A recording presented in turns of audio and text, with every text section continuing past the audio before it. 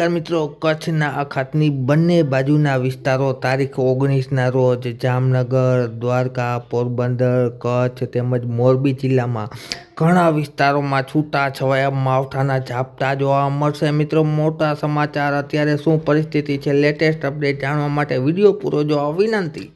તારીખ 17 અને રાતના તાજા હવામાન સમાચાર લેટેસ્ટ અપડેટ મુજબ જોઈએ તો હાલ છે પશ્ચિમી વિક્ષોભની સ્થિતિ. લોકેશન જોઈએ તો હાલ છે પાકિસ્તાનની આસપાસ છે, સક્રિય થઈ રહ્યું છે અને ત્યારબાદ તે ધીરે ધીરે છે એ ગુજરાત તરફ મજબૂત બનીને આગળ વધશે. તેનું કારણ છે કે આ પશ્ચિમી વિક્ષોભ અને સાથે સાથે અસ્થિરતાનો માહોલ છે તેનામાં વેગ આપશે, એટલે કે એમ પણ કહી શકાય કે તેનામાં પેટ્રોલ પૂરશે. ત્યારબાદ આપણે તારીખ 18ની વાત કરીએ તો 18 તારીખના રોજ વહેલી સવારમાં ઝાકળ ઘણા વિસ્તારોમાં જોવા મળશે, જેમાં જામનગર, રાજકોટ, પોરબંદર, દ્વારકા તેમજ કચ્છ જિલ્લાના ઘણા ખરા વિસ્તારોમાં સાથે સાથે દક્ષિણ ગુજરાતના અમુક સ્થળોમાં છે ઝાકળ જોવા મળશે. આ સાથે સાથે વાદળછાયું વાતાવરણ છે 18 તારીખથી જ જોવા મળશે.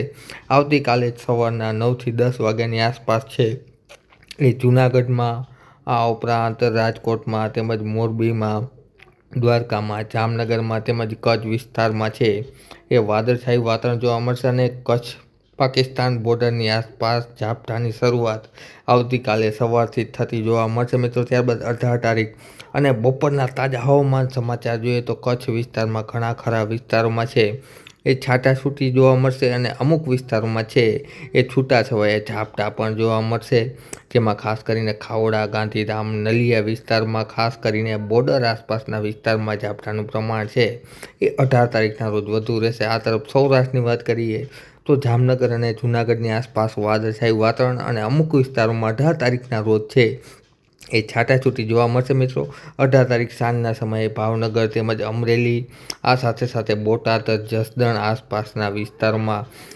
પવનોની અસ્થિરતાના કારણે અને વાતાવરણની અસ્થિરતાના હિસાબે વાદળછાયું વાતાવરણ જોવા મળશે અને અમુક સ્થળે છાંટાછૂટી જોવા મળશે.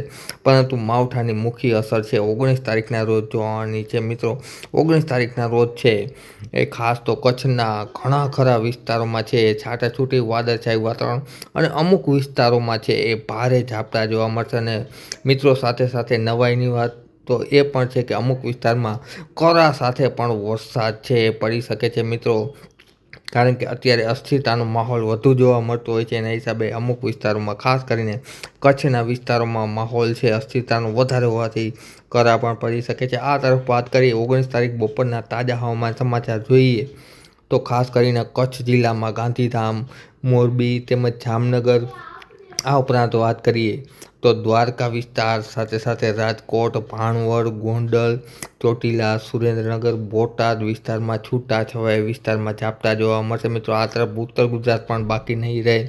ગુજરાત રિજિયનમાં પણ પાલનપુર, રાધનપુર તેમજ થરાદ, વાવ, મહેસાણા, અમદાવાદની આસપાસ પણ છે એ છૂટાછવાયા વિસ્તારમાં ઝાપટા જોવા મળશે. મિત્રો, ત્યારબાદ આપણે 19 તારીખ અને સાંજના તાજા હવામાન સમાચાર મુજબ જોઈએ તો ખાસ કરીને જામનગર, આ ઉપરાંત મોરબી, રાજકોટ, ચોટીલા, સુરેન્દ્રનગર તેમજ દ્વારકા વિસ્તાર અને કચ્છ વિસ્તારમાં છે એ ખાસ ઝાપટા જોવા મળશે. મિત્રો, જેમાં અમુક વિસ્તારમાં છે એ બરફ પણ પડી શકે છે, કરા પણ પડી શકે છે. મિત્રો, 20 તારીખના રોજથી છે વાતાવરણ ધીરે ધીરે ચોખ્ખું થવા મળશે, પરંતુ 20 તારીખના રોજ પણ છે એ દક્ષિણી દરિયાઈ પટ્ટીને વાતાવરણ અસર કરતા, માવઠું અસર કરતા થવાનું છે.